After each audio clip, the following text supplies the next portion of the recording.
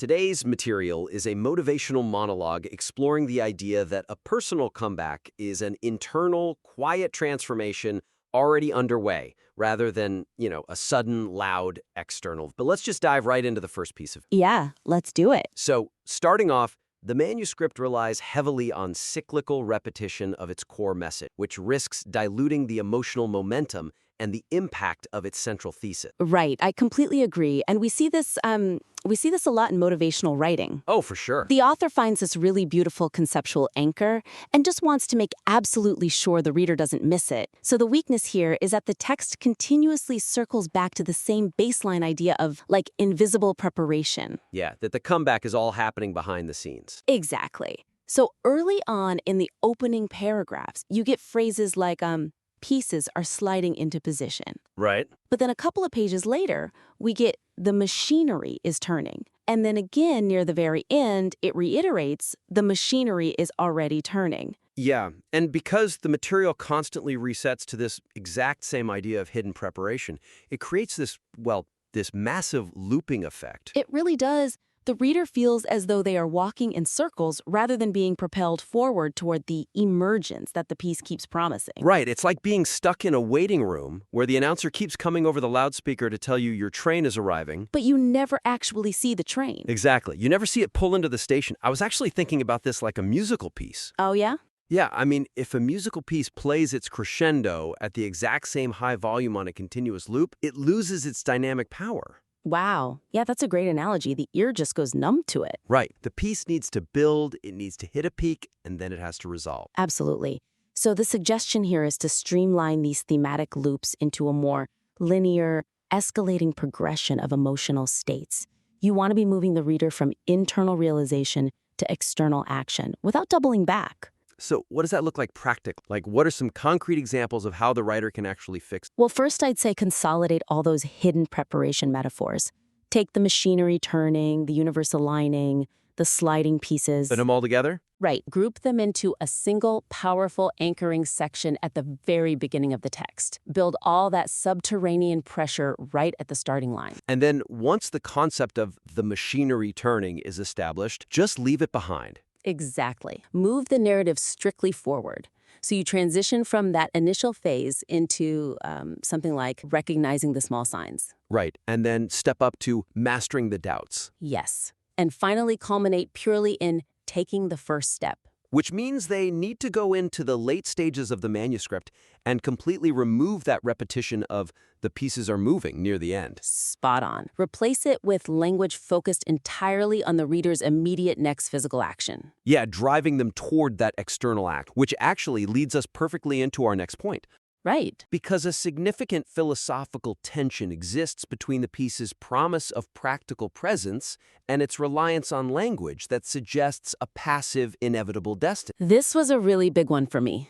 The wakeness is this huge, glaring contradiction in the messaging. Yeah, I got total whiplash reading it. Seriously, because on one hand, the material makes a strong case for taking ownership of your journey. It literally says presence matters, practical presence. Right. It talks about making hard choices several times a day. Exactly. But then the surrounding language heavily relies on passive inevitability.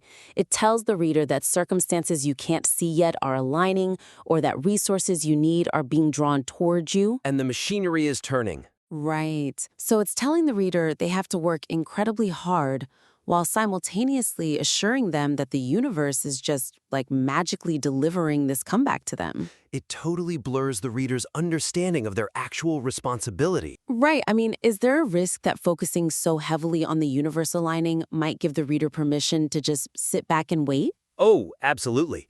They might read this and think, well, the universe is handling it, so I can overlook the gritty, unglamorous work required to actually sustain the comeback. Exactly. It short-circuits the motivation. Which is such a shame because later in the text, there's this brilliant distinction where it says, giving up is collapse, letting go is trust. Oh, I love that line. It's a profound observation. It really is, but letting go of anxiety still requires holding firmly onto personal responsibility, Letting go is trust, but it's not taking your hands off the steering wheel. Right. So the suggestion here is to ground those mystical concepts of alignment by pairing them immediately with active, grounded verbs that emphasize the reader's rigorous ongoing agency. Right, kind of marrying the magic with the mechanics. Exactly. So for concrete examples, let's look at the part discussing the small opening, disguised as a minor opportunity. Yeah, right now it vaguely asks, can you honor the small opening? Right, which is just too abstract. Instead, explicitly define the action.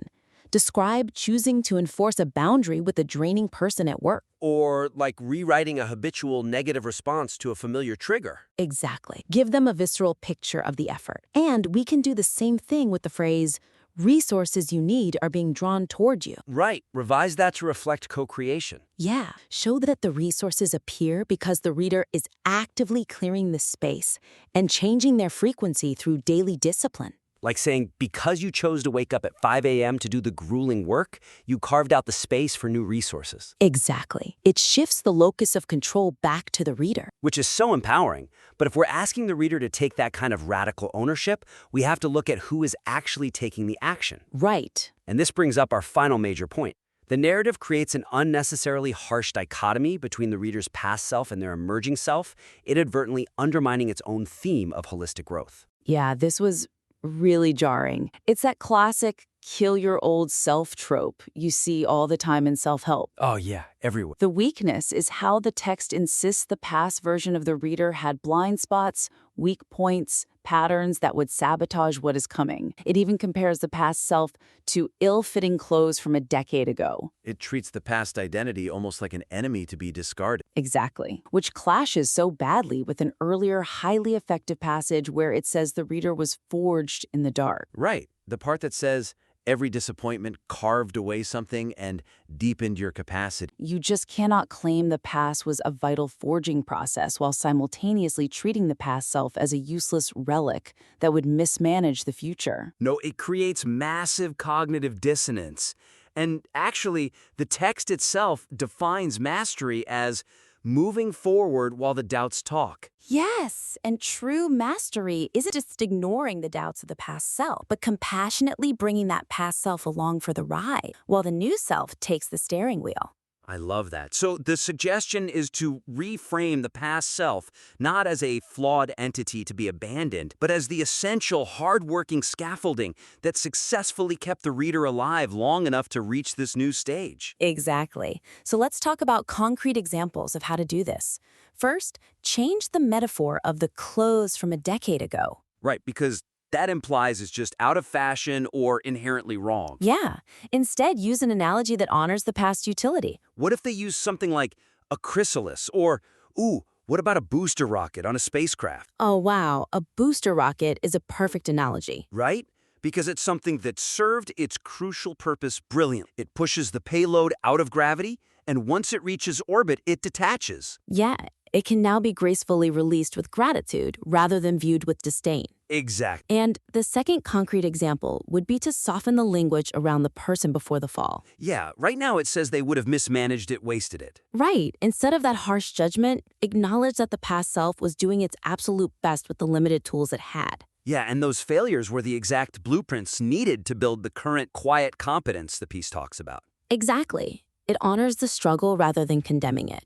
Well said. All right, so just to quickly recap the core insights from today's critique. First, we need to transition the structure from cyclical repetition into a linear emotional build. Right. Second, clarify the tension between passive destiny and active practical presence. And third, reframe the past self as vital scaffolding rather than an enemy to be discarded. Yeah. So for the listener, your actionable summary is consolidate the machinery metaphors to the beginning of the text. Then rewrite passive statements to explicitly include your active daily choices. And finally, adjust that old clothes metaphor to one of gratitude and integration. Perfect. We warmly invite the listener to implement these high-level editorial shifts and submit their revised work back in for another critique. We can't wait to read the next draft.